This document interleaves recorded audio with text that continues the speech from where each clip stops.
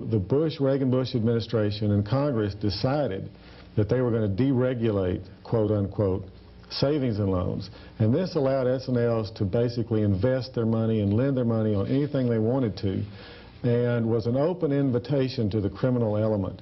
And sure enough, the Mafia was one of the first groups involved in looting S&Ls in the early 80s. And the deregulation that Bush was in charge of did that. So we, in a sense, were financing these covert illegal operations. And it's the way that, of course, Oliver North and William Casey, it's the way that George Bush, the way they like to do things. Now, in Texas, we found a Louisiana mobster named Herman K. Beebe, who was controlling S&Ls in a different way than Renda. And we found Beebe and Renda together in many, many different places across the country, and many connections between the two. This S&L that Benson bought after he got out of Jefferson became Continental Savings, and that purchase was financed by Herman K. Beebe. So it's possible that Mafia money went to Lloyd Benson. The subject that has been ignored by the establishment media. Pete Bruton has written a book about it, and we talk with him right now on Alternative Views. Today, Alternative Views will interview Pete Bruton concerning his book, The Mafia, CIA, and George Bush.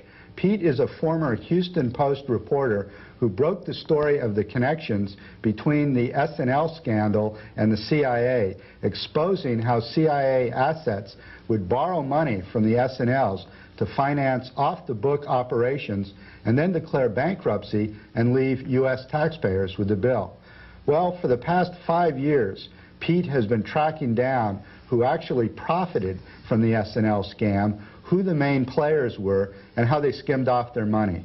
Lo and behold, Pete discovered that the beneficiaries of the S&L scandals were friends of George Bush and his family, unsavory folks connected to the CIA and Mafia, as well as associates of Texas big shots such as Senator Lloyd Benson and Houston power broker Walter Mischer. Well, obviously, this is an explosive story, and today we are going to explore the full ramifications of the S&L crisis with author Pete Bruton, who's now a law student here at the University of Texas. Pete, this is such an incredible story, one that is so complex, it seems to me almost one impossible to tell, but you do it so well in your book. Before we get into the intricacies of it, I wonder if you can tell us how George Bush himself was involved in this. His family was, but was he himself involved much? Bush's role was on many levels. First of all, as vice president during the Reagan-Bush years, he was the head of the Reagan-Bush deregulation efforts across the board, and that included savings and loans. And the deregulation of savings and loans that occurred primarily in 1982 with the St. Germain-Garn bill basically opened up savings and loans to the crooks. S&Ls had traditionally just done home mortgage lending to middle-class Americans, and they succeeded very well for 50 years. They had some problems then in the late 70s and early 80s with the inflation, so the Reagan-Bush administration and Congress decided that they were going to deregulate, quote unquote, savings and loans. And this allowed S&Ls to basically invest their money and lend their money on anything they wanted to, and was an open invitation to the criminal element. And sure enough, the Mafia was one of the first groups involved in looting S&Ls in the early 80s. And the deregulation that Bush was in charge of did that. Bush also, as vice president, either he or his top aides intervened in the federal regulation of the biggest failed savings loan in the country at that time, Sunrise Savings in Boynton Beach, Florida. The CEO of Sunrise went up to Bush's office when he was vice president, and the story varies. He tells one story one time and one story another. He either met with Bush, with Bush's top aides included C. Boyden Gray, who is the current White House counsel. And he asked them to get the federal regulators off his back. They were trying to stop Sunrise from basically throwing their assets away. And 1 week after he met with these people, the Federal Home Loan Bank Board that regulates savings and loans withdrew a very stringent cease and desist order against Sunrise and replaced it with a weak supervisory agreement. And a congressional study found that this move cost taxpayers possibly $100 million or more in keeping Sunrise open. Sunrise was then closed down a year later, a year and a half later, at a cost to the federal taxpayers of $700 million. And there was no Federal Home Loan Bank Board investigation. It was just shut down.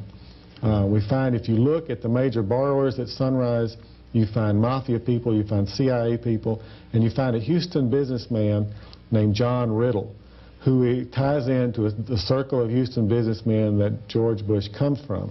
And Riddle, at this time, was involved in the transshipment of arms to the Middle East. Now, the top #2 official at the Federal Home Loan Bank Board, Ann Fairbanks, was in this meeting with the Sunrise CEO when he was asking them to get the feds off his back. Her husband, Richard Fairbanks, was in charge at that time of the State Department's efforts to keep arms from Iran, called Operation Staunch. He quit a year later and became the Washington lawyer and lobbyist for Iraq, and worked with Iraq until Iraq invaded Kuwait.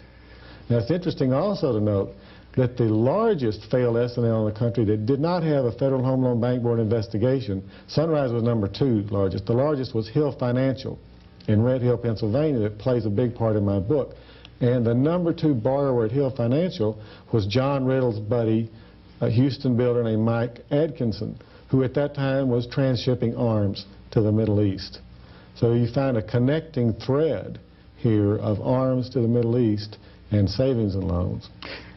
And Bush's office was directly involved in keeping this Sunrise Savings open, and was lending money to John Riddle. It seems like such a complex thing, but it seems everywhere you look, there are certain things going on. The CIA and the Mafia, and there were drugs that were being run back into the United States. There were illegal arms being procured and sent to the Contras, as well as to Iran. And Iraq, as we now know. And Iraq.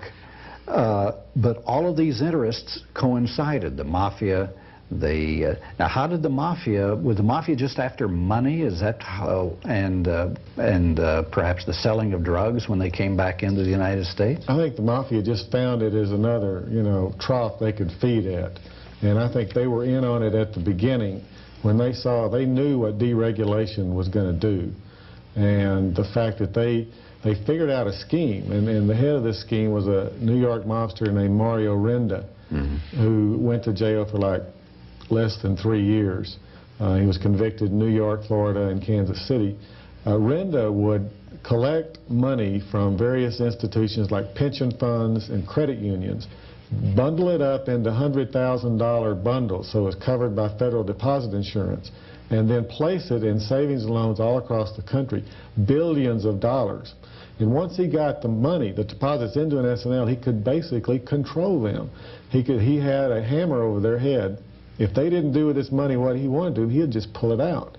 And this was called linked financing. He would place the deposits and then tell the S&Ls to lend the money to his buddies. They would then just rip it off, take it and rip